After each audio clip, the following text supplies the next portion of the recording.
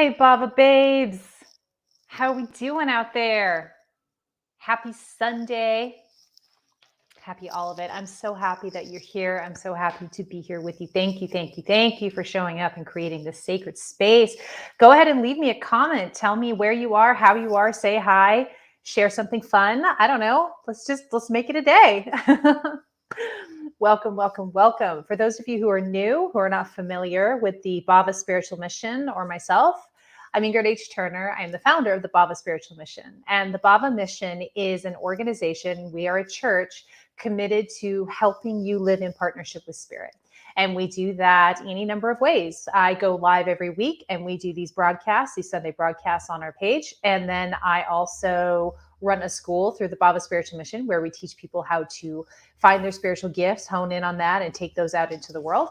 And then we have our Bhava Facebook page, we have our website, we have courses, we have classes, we have readings you can get on our site, all kinds of ways that we show up to help support your living in partnership with spirit, finding your alignment with divine source enemy. Wow, energy, divine source energy. So thank you so much for showing up and being a part of it today. Hey, Donna Love, you are here from Florida. And yes, you are in my immersion community. I'm so happy that you're here. Thanks for joining. Hi, Joyce. So nice to see you on here. My words are doing funny things in my head today. I'm noticing. I haven't talked a lot yet this morning. It's now I'm like, blah, blah, blah. Hey, Melissa on YouTube. Happy Sunday from Valley Springs, California. All right, we are doing this. All right, beloveds, here's our format today. The first thing I'm going to do is ground our sweet selves in. And the reason we do that is because we are also opening up to divine spirit. And when I'm opening up, you're in this container with me and we're all opening up together. Spirit does not care a thing about time or space. That's a human thing. So we're creating, it's like we're gathering in person. When we lock into energy, when we lock into spirit like that, it is as potent as gathering in person. So I'm going to ground us in so we are nice and matched with the earth energies. And then we're going to open up to spirit and we're going to open up to the divine message. So grounding, and then I'm going to open up the prayer pot. So what that means is this is your opportunity to share your prayer out into the world. Prayer is so potent in this new paradigm. I know I say this every week, but I think it's worth reminding us every week so that we learn, we remember that whatever we need from divine spirit, from the universe, we can say this prayer and we can bring it out and it will come back. Our prayer will absolutely be answered. It is so potent, but we have to get it out of that rattling inside of us and get it out into the world. We need to anchor it in the physical. And one of the ways we can do that is we can intentionally speak our prayer into existence. We can type it. That's why I like you to leave a comment. Tell if you're praying for yourself, if you have a challenging situation, go ahead and put it into the prayer pot. If you have on your heart to pray for another person, a loved one, or I always like to say a not so loved one, because not love is an illusion. So if you're struggling with somebody, that's a person for you to pray for, to show up in divine spirit and send divine love and healing energy, just like you would to your loved one as well. So nothing is off limits. And I'm going to go ahead and affirm some of those prayers and back that. And we're all going to back that as we read those comments now and in the future. People are watching the replay and they're scrolling through the comments. They're going to see that prayer and they're going to be mentally affirming and energetically affirming that prayer as well, giving it that much more of an extra boost. Okay. After that, I'll go into the message that I downloaded from Divine Spirit today. The topic is the mysticism of uncertainty. And it's so funny because as soon as I downloaded that, I was like, I feel very uncertain about that, Spirit. And Spirit goes, yeah. So we'll see. I have some notes here. We'll see if they make any sense. But it felt really good, especially in the time that we're in now with lots and lots of uncertainty riddling our planet and our people in it. It's going to be very interesting to see and feel what Spirit has to say about the mysticism of uncertainty, how we can make this our spiritual practice. And now I'm going to add something new. I had an inspiration just today. I thought, why don't I do some spirit messages? So I won't be able to stay on here all day and do channeling and messages for spirit, but I could take 5 of you.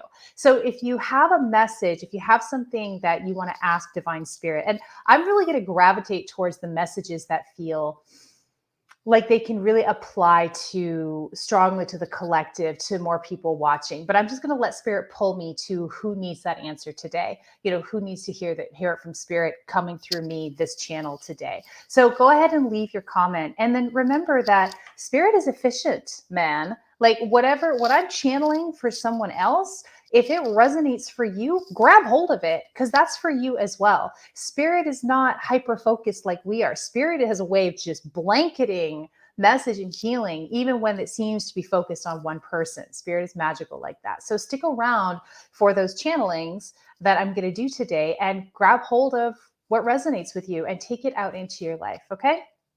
All right, so Ken's here from Illinois. Donna's got a question already. Prayers are coming in. I love it. I love it. I love it. Let's go ahead and ground ourselves in, and then we're going to dive in deep. So close your eyes with me if you're able to. I want you to take those 3 deep breaths in through the nose, out through the mouth.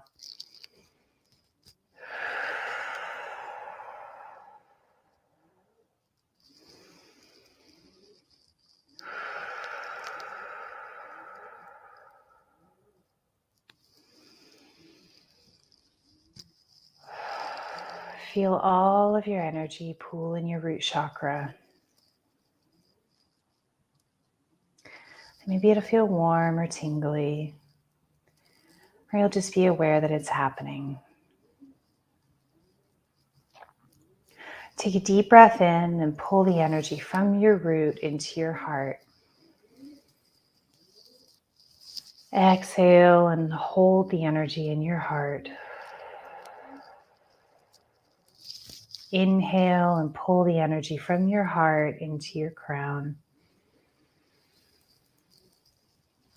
Exhale and hold the energy in your crown. Inhale and pull the energy out of your body. Feel it connect with divine source energy. And with the out breath, pull that energy back into your body and into your heart. Breathe in and hold the energy in your heart. Breathe out and pull the energy down to your root. Breathe in and hold the energy in your root. Breathe out and push the energy down your legs and into your feet. Breathe in and hold the energy in your feet. Breathe out and push the energy into the earth. Feel that energy hook in with the earth's core, and take a deep breath in and pull it back up towards your feet. Exhale. Inhale and feel the energy hit the soles of your feet and move up your legs and pool again in the root chakra, and exhale into your root chakra. And I'd like to open us up with prayer to stay open to Divine Spirit today.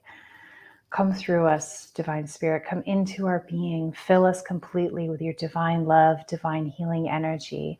Move us like the instruments we are for Divine Spirit. Help us move out into the world and touch each human that we come into contact with, and help send them into a spiral of divine love so that this love can ripple out into the world. We can raise the consciousness of this planet and settle deeply, fully into this new earth, into a paradigm of community and unity and love. Thank you for the strength. Thank you for the faith. Thank you for the love. Thank you, God. Thank you, God. Thank you, God. And at this time, I'd like to invite you to throw your prayers in, my love. And I would like to go ahead and affirm some of those prayers and bring those out into the collective. Prayer is powerful. Beautiful Donna. Oh, that's the wrong one. This is the one I wanted. Prayers for all my sister's children. Donna, I affirm that for you. I bring that through, and I pray that your sister's children are happy and healthy and enlivened throughout their lifetime. Thank you, thank you, thank you. And Melissa, clarity on your path moving forward. Melissa, I affirm that prayer for you. I ask Spirit to help you stay open and to receive clarity, and to trust that your clarity will come in the moment that it needs to come, and right action will erupt from you through the patience and understanding. But clarity comes from being open and being connected to divine source energy. Thank you, thank you, thank you. Absolutely gorgeous. And Johanna, hi Joanna, nice to see you on here. So for your family healing, I affirm that my prayer is that your family experiences karmic and collective healing and personal healing, emotional, spiritual, physical, and mental healing as they move through the rest of this life. May family patterns and behaviors that are not helpful to you or the family unit, may they disappear and dissipate with incredible divine healing as it comes into your family unit. Thank you, thank you, thank you. For those lost in emotional pain, what a beautiful prayer. Thank you, Joyce. For those lost in emotional pain, may they find their way through that emotional pain by sitting with it, letting themselves have it, and moving deeply through it to that clarity, that place of clarity and openness and wisdom that comes from moving through this life and the emotional ups and downs that we experience through this life. Thank you, Joyce. That's absolutely beautiful. And Kevin, prayers for clarity and love for those in confusion and pain. Oh, really similar. Yeah, this is good. So confusion, pain, really a big theme of clarity today, which is so interesting given our topic. So I affirm that prayer, Ken. Thank you for bringing this in. And clarity for those who are confused and lost and feeling uncertain. Let us help them today open up to divine spirit and open up to clarity, to moving forward, to understanding that presence is the path to clarity and right action erupts from presence and clarities within that presence. Thank you, God. Thank you, God. Thank you, God. Beautiful, beautiful prayers today. Hey, Charlotte, nice to see you on here. I'm really feels so good to open this up with prayers, doesn't it? I don't know if anybody else, but my body is just a buzzing with the power of prayer coming through me. I hope that you're feeling this too, as you're allowing your personal prayers to come out and come through and affirming with me the prayers for that everyone else is bringing into the collective and bringing into this sacred space. What a beautiful thing. All right. I just love that so much. So many of the prayers are around clarity. It tells me that there's a lot of uncertainty right now that people are experiencing. Perhaps, I think there's been a lot of uncertainty, but it feels like there's an uptick in uncertainty that people are experiencing right now and the pain that comes from that uncertainty. And so, of course, Spirit would download this, boom, the mysticism of uncertainty into my being today for us. I don't plan these ahead of time. I open up to Spirit the morning of. I do my meditation. I open up and I say, okay, God, what you got for us today? And then I bring through whatever is coming through today. And sometimes it will have built up over the week. It'll be kind of a theme that I've experienced or that we've experienced. The Spirit will, I will be talking about sort of the culmination of that theme, or sometimes it'll be brand new, but it's always for us, for the people showing up. It's always for us and what we need. And the goal, the idea that Spirit has is that we hear this message, we receive it fully, and we take it out into our life to our people, and we spread it like throwing seeds out, just spreading the seeds and allowing them to plant and bloom in their own time. That's what we are here for. So the mysticism of uncertainty, what the heck does that mean? It made me remember that early on, the Bhava tagline is for our churches. We have the dogma of no dogma. We believe in the dogma of no dogma. So what does this mean? When we think of the word dogma or dogmatic, what that means to me is this sort of locking down, this shutting down. Like you have a very strict set of beliefs and you don't deviate from that. And it's a certainty in your faith. And with the Bhava Spiritual Mission, what always felt really important to us, to the leadership team, is to be very welcoming of all walks of life, of all faiths. And we've achieved that in our community. Our community is a space of unconditional love. And we have all kinds of people and faiths coming in and feeling safe and feeling seen and feeling enlivened in their own search for the divine, their own experience of the divine. And all of us, when we're at our best, are learning from each other. And I believe that this is because we came in with this, let's not get locked down with a Bhava dogma. Bhava is about open spirituality. So this is why you always hear me. If you've worked with me, you'll always hear me. You'll hear me say this all the time. I'll spout something out at you. I'll give you a message from Spirit. I'll do a reading. I'll say, how does that feel? How does that feel? Because one of the reasons that I do that is I don't need you to get locked down in what I'm saying to you. So I want you to be aware of how it feels when something lands for you so that you don't get mentally locked down and like, oh my God, that must be the way it is. Well, maybe it's not the way it is. Maybe it's not the way it is right now. Maybe that needs to go on a shelf. Maybe it'll come down later. But you're always having me check in, and the leadership team does this as well at Bhava. It's always like, how does that feel? We're going to give it back to you, give you back your power, right? And so then we always say, take what resonates with you and leave the rest. That's not a cop-out. That's hey, none of us really know what's going on, right? It's a sideways say of like, none of us really know. We're here to give you the truth as we are receiving it right now.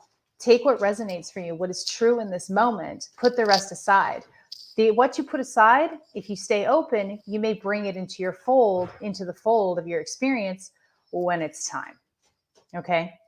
Humans are not designed to know it all. We are by nature really myopic, right? And the way Spirit was explaining this to me is humans are designed to be myopic in that we're meant to hyper experience a small piece of creation, just that small piece of creation. And we're meant to build on that over time. That's why we experience time in a linear fashion, is because what we're experiencing is this hyper focus and then expansion. And so that's why you gain wisdom over your lifetime, because you're hyper focusing on an experience, on a belief, on an opinion, on, an emotion, whatever it is, you're hyper focused on it. And then you're meant to expand on it over time. But what happens is when we start to feel uncertain, like when what we know, like what we spiritually know, for example, is threatened, the ego feels threatened, your mind starts to lock down. Okay. And the locking down means that you either lock down harder in your truth, what you're experiencing, or you start to go into hyper questioning, grasping for that certainty. Your mind wants to be certain. There's something Spirit downloaded the other day that actually, no, Spirit downloaded this to me like a year ago, but I reshared it recently. It's like the mind wants to know, the heart wants to experience. So when you're locking down with the mind and that need to know, you're cutting yourself off from building on that experience. You can still know, you can still have the hyper fixation on that experience and get but the more comfortable you get with, I don't know, maybe, I don't know, maybe, the more you are able to build on that experience and move through the cycles of that experience, that opinion, that belief. These things get to evolve over time. But when you're locked down, when you're feeling that sense of uncertainty, the ego's like, nope, cannot cope with this. So when we say the mysticism of uncertainty, you can make uncertainty your spiritual practice. You can get into the habit of when you feel that in your body, because uncertainty it's a body experience, right? It's a tightening up. You can feel that when you're not feeling certain, your brow furrows, you're either really arguing for your perspective. You start, even if it's an internal arguing for your perspective, that's not right. Or you start going, oh my God, am I wrong? I have to find something to be certain about. I have to find a branch to cling to. You don't have to do anything. That's the mind panicking, wanting to know, because the mind is a fear-based machine. It's not wired like the heart is. The heart is wired for love and expansion and expression and experience and whoa, wonder. The mind is wired for better not die. Let's find a way not to die. So you got to find a way to reverse the polarity here, to drop it into the heart and practice, even if it's uncomfortable, even if you feel uncertain. Oh, that's outside of my experience. I'm not certain about that. I don't know. And when you put that into practice, what happens is you begin to move from mind fixation to heart fixation. And first of all, you start to feel better very quickly, but also you begin to allow the hyper fixation of your experience to expand. Remember, this doesn't necessarily mean you're wrong. Just because you're feeling uncertain or you're getting a new piece of information or somebody else's belief is wildly different than your own, it doesn't mean you're wrong, but it doesn't mean they're wrong either. Spirit has said this to me for years, and I pass this along whenever I have an opportunity. Spirit says it's not either or, it's and. Creation is big enough for all of it. The human mind is not often able to bring the and together, not immediately. All right. And that's where these prayers for clarity keep coming in. I keep seeing you and, oh my God, I need clarity. I need clarity. I need clarity. Right now in our world, we've got a lot of different narratives and talking points going on with the political sphere, the pandemic sphere. Lots of people are saying different things, and people are certain about what they're talking about. They are certain about it. And Spirit said this to me earlier this year. Spirit says, you don't know. None of you know. And it's not until 2022, sort of spring, summer 2022, when we're going to know. And what Spirit said is all the pieces are going to come together for you. Until then, practice uncertainty. Practice staying open to what is. And again, that doesn't mean you're wrong. It doesn't mean your perspective is wrong. It means it's incomplete. By nature, the human perspective is incomplete. We simply are not wired to grok the entirety of creation. It's not going to happen. That's okay. All right, that's okay. In your spirituality, you practice staying open, you practice putting the dogma aside, and you practice with, well, I don't know.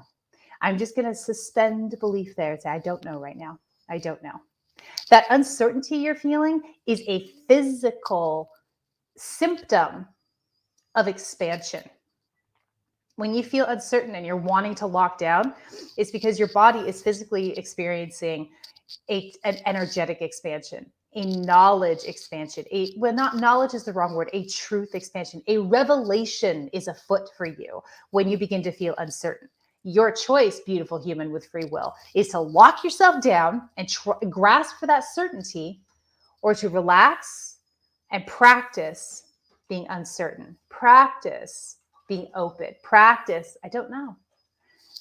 Maybe. I don't know. Maybe. Why not? Creation is big enough for all of it. And just because it's somebody else's doesn't mean you have to take it on. You don't have to take on a belief. You don't have to take on an experience, because you're not really designed to take on all the experiences. You're here to have your experience. But when you stay open to all experiences, that's when clarity will come. That's when the answer to your prayer for clarity will hit you. Staying open will feel uncomfortable as you practice it. And then what will happen is all of a sudden, out of nowhere, all the pieces you stayed open to will come together in a way that gives you clarity on your path forward, on what right action looks like for you when it comes to spiritual action, political action, personal action, family action, relationship action, business action, career action. The more we can stay open, the more clarity we will ultimately receive. But first, it's going to be confusing. And there's nothing wrong with confusion. Confusion is the precursor to creation. It's all the pieces out here swirling around that we don't know what to do with. Get comfortable with being confused. Get comfortable with uncertainty. And when you do that, clarity will come through that uncertainty. The mind doesn't believe me. Your mind is going, no, got to hook into something. I got to find that certainty. No, you don't. You got to open up to that certainty, open up to that clarity. Try it for a week. Make this your spiritual practice over the next week. Stay uncertain, stay open. Make the practice of uncertainty the spiritual practice of I don't know, and see what happens. See how your life goes. See how your heart feels. See how your mind feels. See what kind of clarity comes for you. Just give it a try for a week. If it doesn't work for you, toss it. I don't care. But I think you're going to be surprised at how much better you feel and how much smoother your life experience runs when you let yourself just not know. Just be uncertain.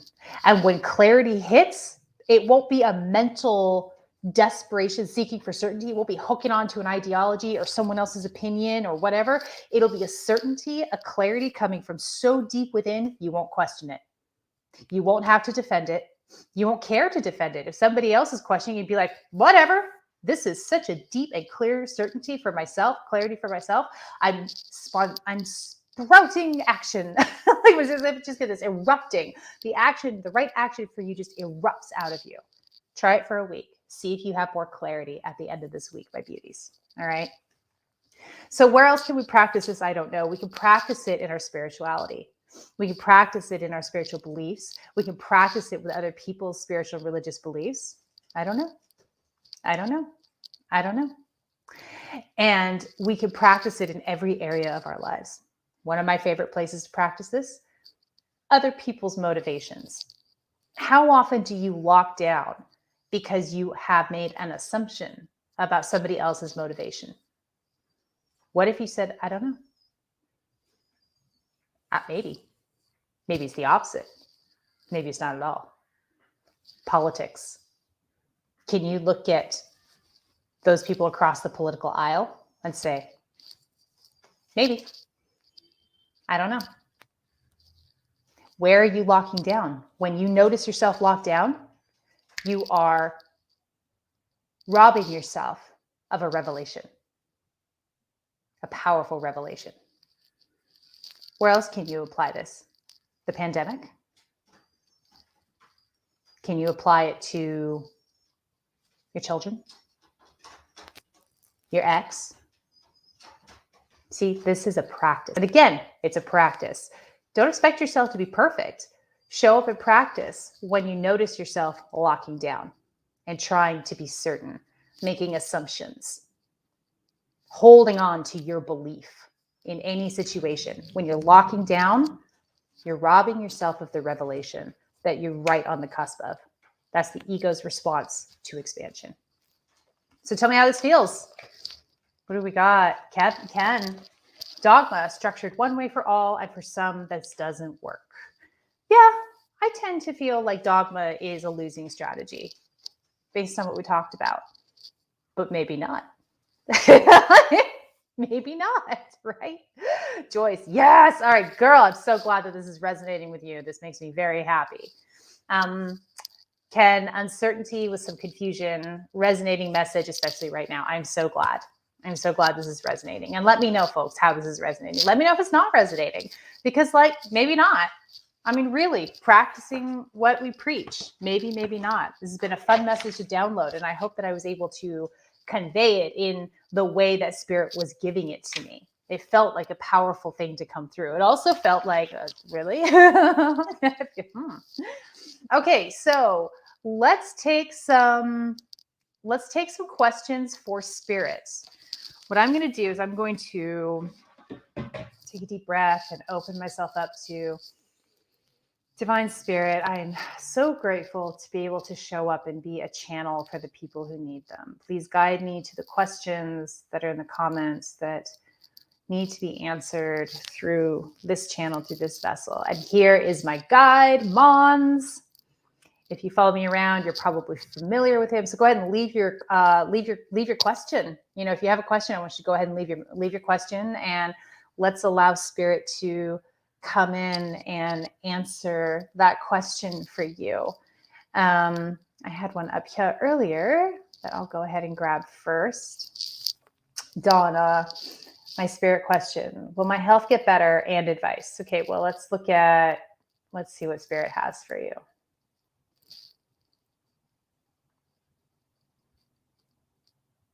So Donna, I am feeling a lot of energy in my throat chakra and also in my power center, in my solar plexus. So Spirit, as soon as I lock in with you, I start feeling things in my body, and I'm just going to keep talking. And I see my guide, and I see him. That's interesting. I see him next to a body of water. It's a still body of water, and it's yellow, which is really strange. But yellow is the color of the power chakra. So what I'm getting for you is you need to have more confidence in yourself and what you're receiving in your body, intuitively about your body. You need to speak up about it. Have confidence and speak up about it. I feel like you need to speak with a number of different healthcare professionals in order to get your point across and be heard by them, and to make sure that you get the care that you need. Like, you really need to trust your body, trust your body, trust your body. I'm also feeling some energy in the root center that feels more physical to me. I feel like you really you need to keep picking away and keep talking. Don't be afraid to move on to somebody else if you're not being heard, if you're not being cared for. I mean, deeply cared for, and feel really secure. Like, you need a healer that is going to make you feel like you're not crazy. They make you feel secure, make you feel like you have a right to express your concerns and what's going on with your body. And if you don't have that with somebody, you need to get that, because that is the most important thing for you. That is top priority for you on your healing journey. If you have that now, good. Don't be afraid to speak up, speak up, speak up, speak up. Just keep speaking up, keep speaking, whatever comes to you.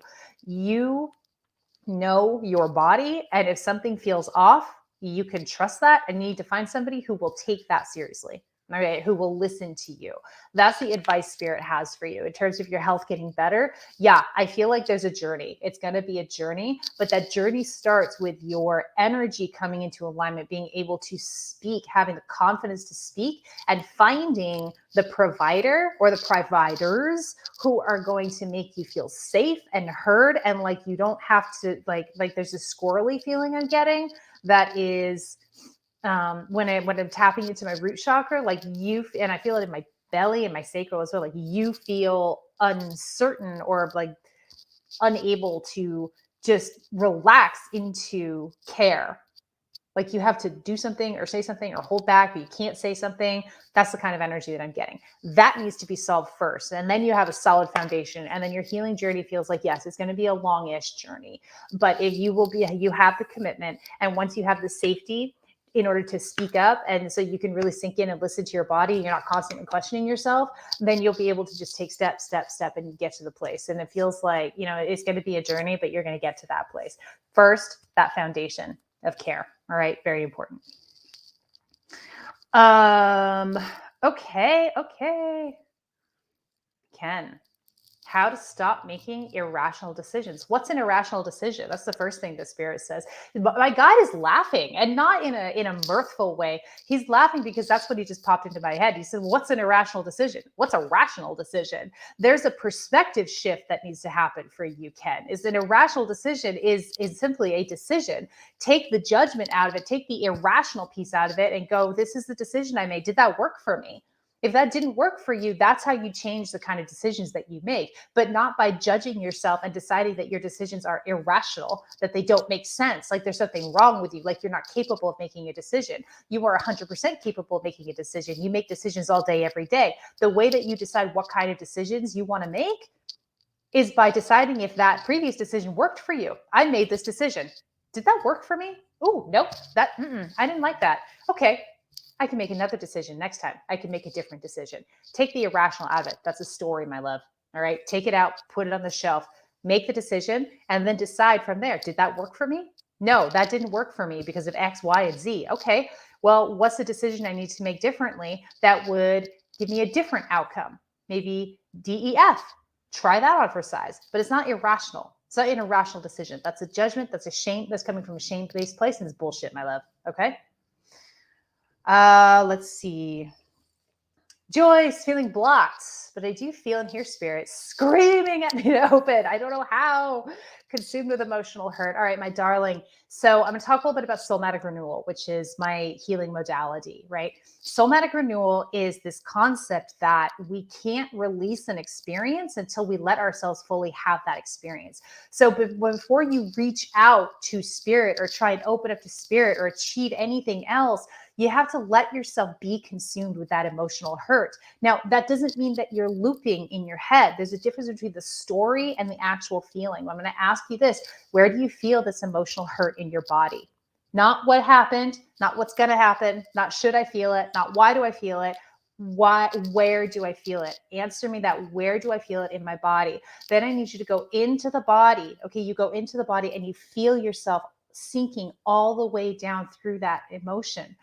It's just an experience. There's nothing wrong with you for feeling this way. And when you let yourself have it, then you can release that experience fully because you are here for the whole spectrum of the human experience. Okay. You got to let yourself have it. When you let yourself have it and clear that stuck energy from your body, you will naturally open up to Spirit. You will naturally hear Spirit. You say you already hear Spirit screaming at you. You'll naturally open up to Spirit and receive that guidance with clarity and execute on that guidance with grace and love. And the word I'm getting is compassion and humility. That's the word that was coming through. Humility. That's a big one for you. And I don't mean that you have a big ego and you got a problem. Humility is different. It's not that. The definition of humility, if the way Spirit brings it through to me, is about understanding how big you are in your smallness. And you're not going to necessarily know what that means until you feel through this emotional hurt and let yourself have it, open up to spirit and receive that divine gift from spirit. Okay. You've got to let yourself have it. Stop running from it. You're not blocked. You already hear spirit. The opening comes from going into your full human experience, this emotional pain, and then boom, you will have it. All right, my darling. Donna, you're so welcome. I'm really glad that resonated for you. Okay, can I ask spirit a question? Yes, you can. I want to ask about my new awareness and how much insight I have now. How I have grown and am much happier now. I was in an abusive relationship with a narcissist and I'm healing from the heartbreak. Natalie, don't self-sabotage. I can feel a lightness to your energy. I can feel like it feels like a step up. Now, those of you who know me at all, you know that I'm not very into hierarchy, like either or like better or worse. Spirit is about expansion. But the way that I'm seeing it for you, the way for you to understand it, spirit is showing me as a step up. You've taken an energetic step up. And then I feel this like, okay, but I was in this abusive relationship. I'm healing, but I was there. And so you're having a little bit of a push pull with yourself energetically. You're wanting to pull yourself down, but you're up here. But you kind of want to pull yourself down, but you're up here. And that's just an ego story. It's you breaking free from an ego identity of being in that abusive relationship, which you cracked open and you broke. That doesn't mean the abusive relationship was your fault at all. What I mean by ego identity is that was your coping mechanism for handling that relationship and getting through that relationship. So now that has cracked and broken and you dismantled that, there's a certain level of discomfort with leveling up, so to speak, into this new energy. And so you have to notice when you're pulling yourself down and go, oh, that's right, I don't need to do that anymore. I can let go of that anchor. I can let go of that ball and chain. I can live fully up here in this new experience, in this experience of lightness. I feel a tremendous lightness in you. So let yourself have that. Don't follow the ego's urge to pull you down. Okay? To pull you down. You got this, beloved. Good job. Proud of you. It is not easy to get out of what we refer to as a narcissistic relationship, and it's something that a lot of people who are very sensitive and empathic experience in their lifetime. I know I experienced it, and almost everybody who I work with who's got that healer energy. Empaths are the healers of the world. And what we don't know, we're not taught how to manage that or use that in a way. And so we do this knee-jerk default kind of, we get all codependent and we get all messy with our energy. And we said, so we attract these, what we call narcissists, these people who just abuse and use us and suck us dry, because we have to learn not to do that. Our healing energy is precious. We have a gift, and being all energetically leaky and loosey-goosey and codependent and bleeding heart and a fucking martyr is not helpful. It is not the way to use that empathic energy.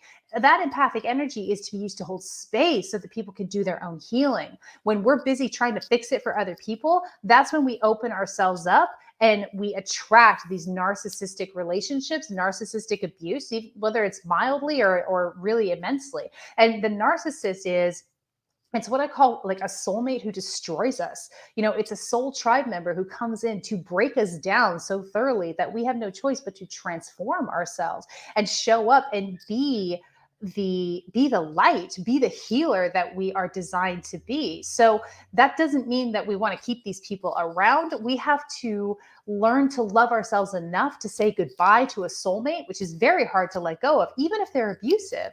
When it's a soul connection, it's like, I don't want to let go of this, but we have to learn to love ourselves enough to let go of this person for that lifetime. Remember, there are other lifetimes where you and that person are having really nice relationship. It's not this time. You have to let it go. And so you did that, Natalie. So don't allow yourself to be pulled back down or to pull yourself back down into an energy that you've outgrown, all right, that you've expanded out of. All right, beautiful. You are so welcome. Codependency is hidden behind so much emotions.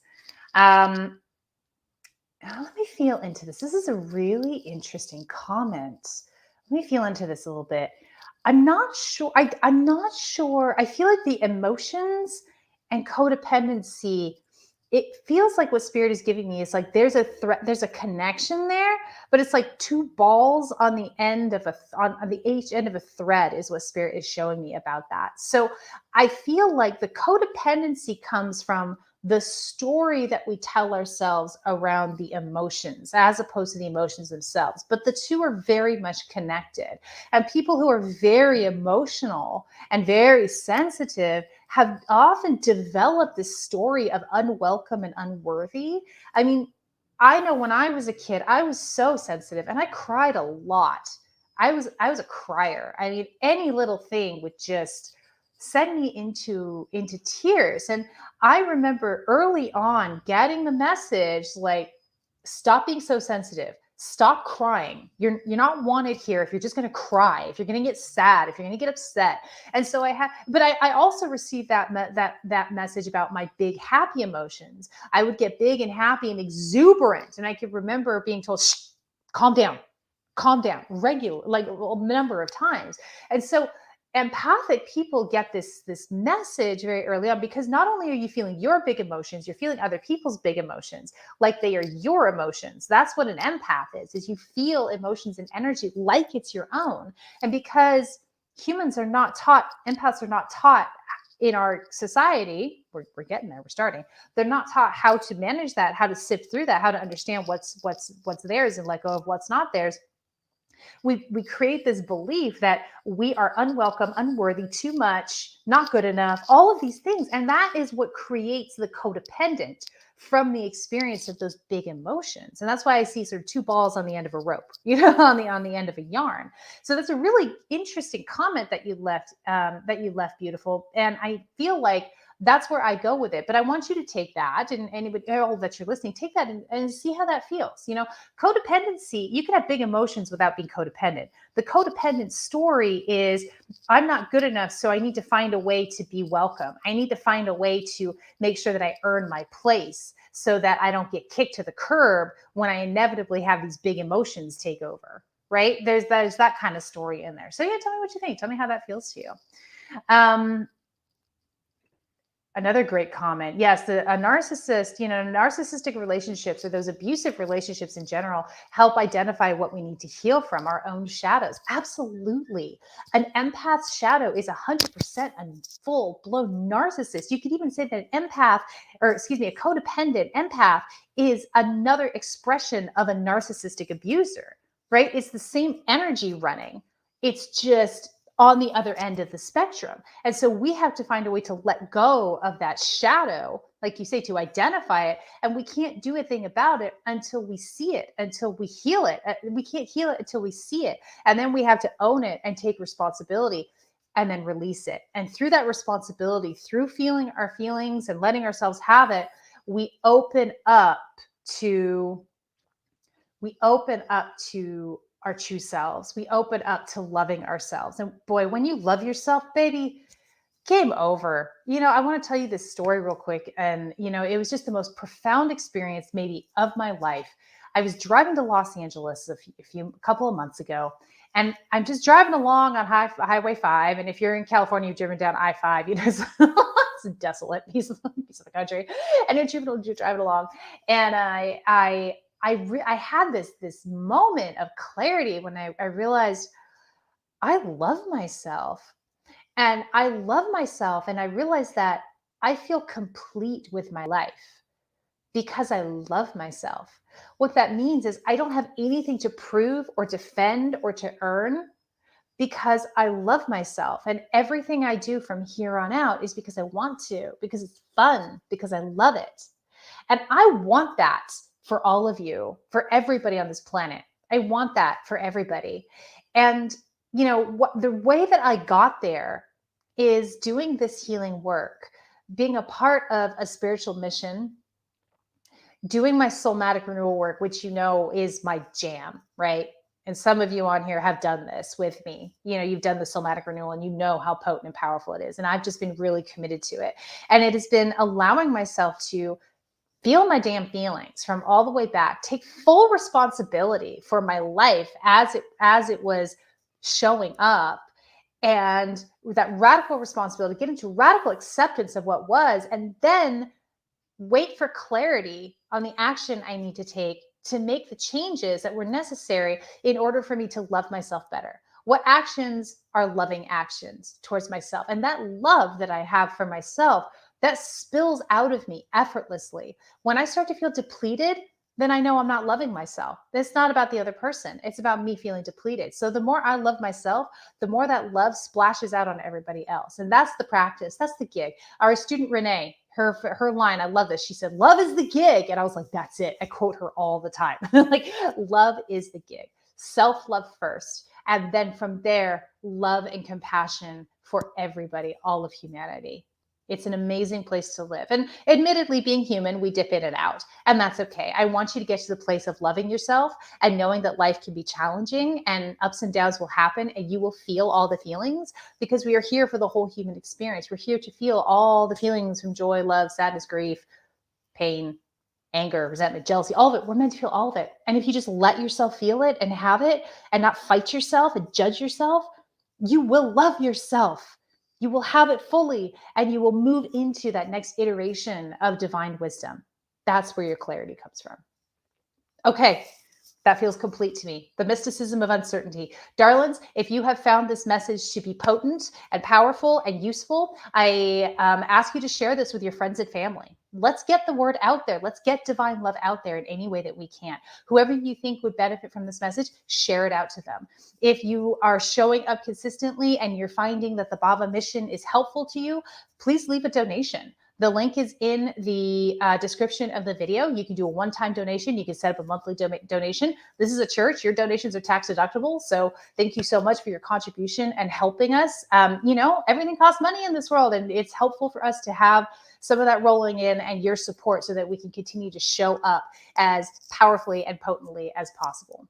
All right, darling. Thank you so much. Have a beautiful Sunday. Have a beautiful week. Get into practice. Let me know how it goes. Okay? Leave a comment on our page. Do a little thing on our wall. This is how it's going for me. We want to hear. All right. I love you madly. I love you madly.